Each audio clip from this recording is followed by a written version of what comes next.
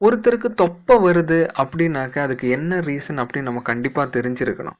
தொப்பை வந்த பிறகு நம்ம எக்ஸர்சைஸ் பண்ணி அத ரெடி பண்ணிக்கலாம் அப்படின்னு சொன்னா, அது ஆகவே ஆகாது. என்னன்னு கேட்டா, ரொம்ப அதிகமா நம்ம தொப்பைக்கு எக்ஸர்சைஸ் குடுக்கும்போது, பேக் பெயின் வரதான் செய்யும்.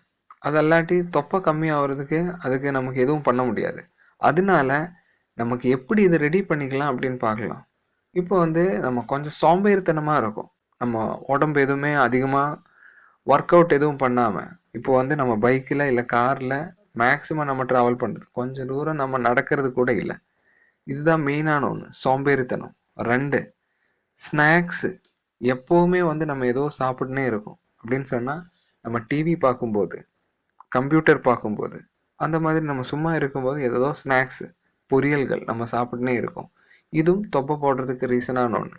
இனி தண்ணி அடிக்கிற பழக்கம் இருக்கு அப்படின்னா, அதுல பியர் குடிக்கிறது வந்து தொப்பை போடுறதுக்கு ரொம்ப ரொம்ப ரொம்ப பவர்ஃபுல்லான ஒரு ரீசன்.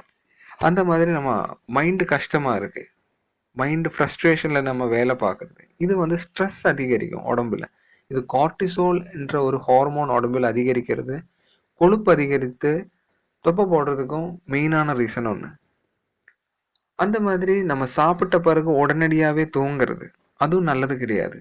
சாப்பிட்ட பிறகு இப்ப நைட் ஈவினிங் நம்ம ஒரு 7:00 சாப்பிடுறது அப்படின்னா, நைட் ஒரு 9:00 9:30 தூங்குறது தான் நல்லது. சாப்பிட்ட பிறகு உடனடியாவே தூங்குறதும் தொப்பை போடுறதுக்கு மெயினான ஒரு ரீசன். அந்த மாதிரி நம்ம ஒரு நாள் சாப்பிடுற டைமே ஃபாலோ பண்றது நல்லது.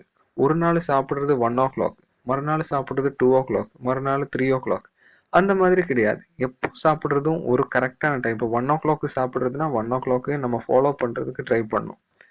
இது நம்ம வந்து என்ன ஆகும் கேட்டா, உடம்புல கொழுப்பு அதிகரிக்கிறதுக்கு ரீசனா வரும். இதுவும் தொப்பை போடுறதுக்கு மெயினான ஒண்ணு. நைட்டு தூங்குற டைம் நம்ம கண்டிப்பா தூங்கித்தான் ஆகணும்.